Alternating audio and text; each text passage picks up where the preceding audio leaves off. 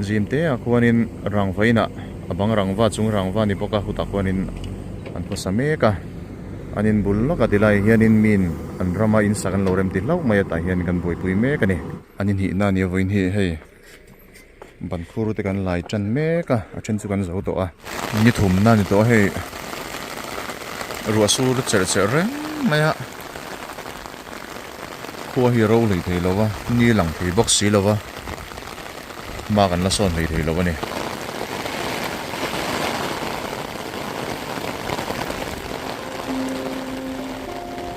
ani lina ani nga na ani ruk na ni rian na ani ko na he ani som na khatling vele taring mai tu na chuan abang te po hi kan bel chan to a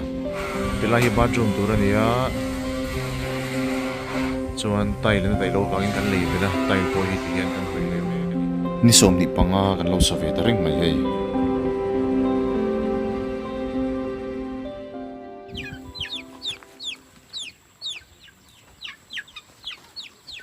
thlakat chuang kan sak nuwa kan pe fel thei ta shama voini hian a hon na hun kan mang dona hei tuna kan mu me ki an chen nei hlui ani to a eta tangin a chak lama hian anin thara kan son chuak chho dona ni an phur to khom maya mi jana phison mut pon lo mu lei thei meu to lo ani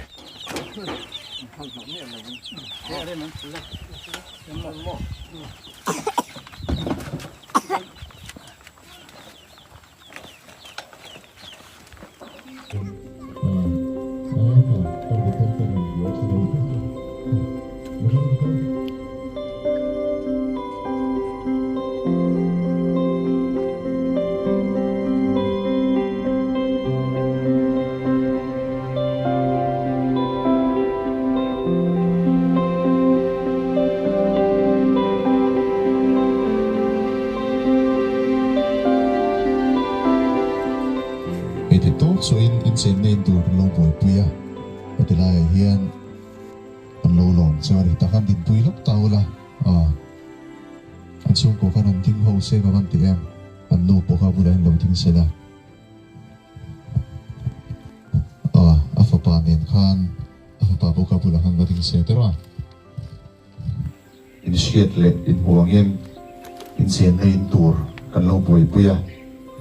so inspiration te su boy pui tu mai kan ni a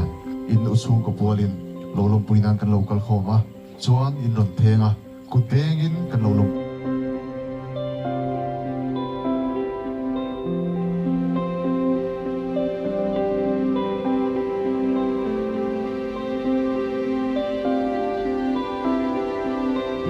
kan lo lom pui se ni ku lo de ula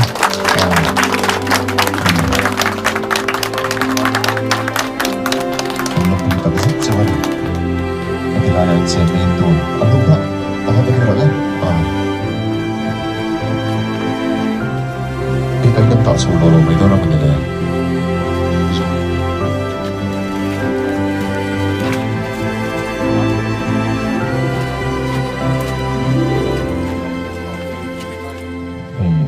Ang sinito siya sa lahat ng mga kutabitan ron siya sa tanga suminhuwa suwan trong trai na hunaran manghal po ka nga chuan a che cha zo khuda kan lompuinan kan lompuye ti antil ngan kut kan lompe nga pathian ro puinan puda vitan anin thartur an che nei thartur miar sa tein kan sak hemi min pal te til pe kling koma kan sak hi pathian mingin an che nei tur hi lo chep chat ro se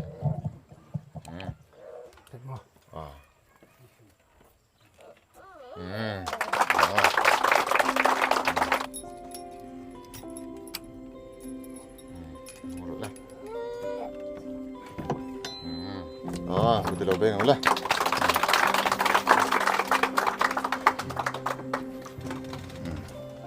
Karulah tahian. Karon nor pi tingi mo. Kau tahian aku tahian non ting se ka. Mo ro kana kalau choi de ngai ngok ke.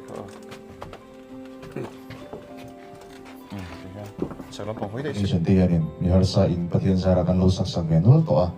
Sumi kan sak sak apiang hian kan the chin chin a hianin Christian sung ko an din theinan le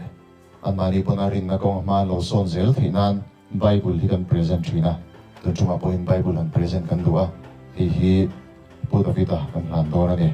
tianin asunga in je ke roju ka share to lo mai nga hi zo inspiration ten pathian hingin kan lan siwani a Hallelujah, amen, hallelujah. Lepas kan pathian min phang tu.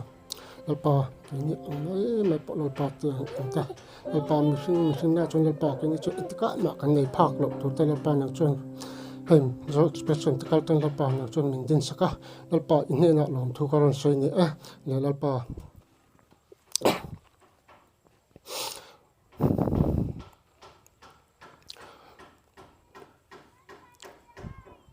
Lepas kan pathian min tu. Lepas ini lepas tu kan man thei lepas ini nak rupui kati lepas kema kai ngai tu chon lepas tiang tei lepas intinga kati don lepas kati pa kai lo ani lepas mission song ngai tu pon lepas kai chong kati ru ha hin lepas tiang tei chu kan pa ngai lo lepas min terok te kan khosa lepas ele ina po kan boina kan lepas nang chuan mi te kal tlang lepas ti khopa in rupui lepas min nana wang in na lom kar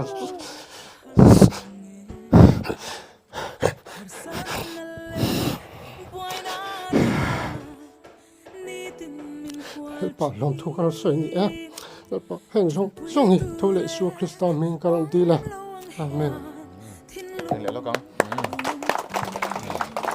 hianin in sunga kan bonus anung renci katanal pa chani oh katana chani kakung tatluang in lang lo ma se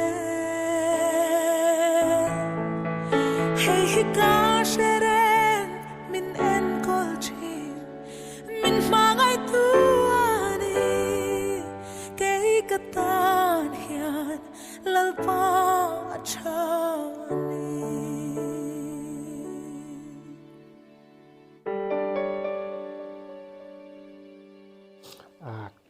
tiếng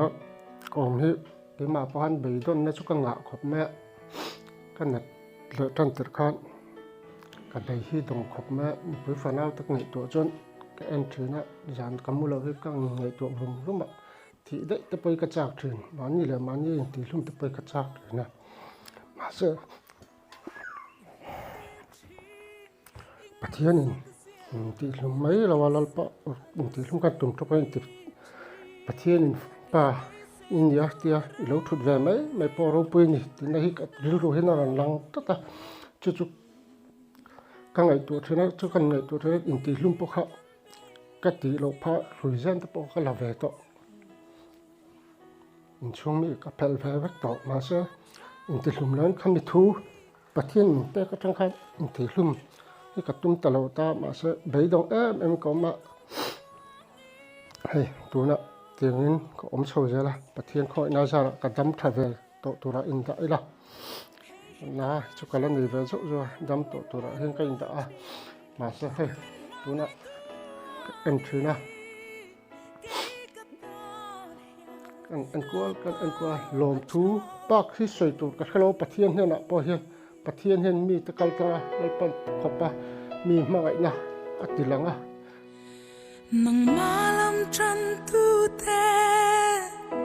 than him lo ang ma se sa jang ka te imu tir kha iten til na an chang ke po lalpa hey ka du ber ike bulang hi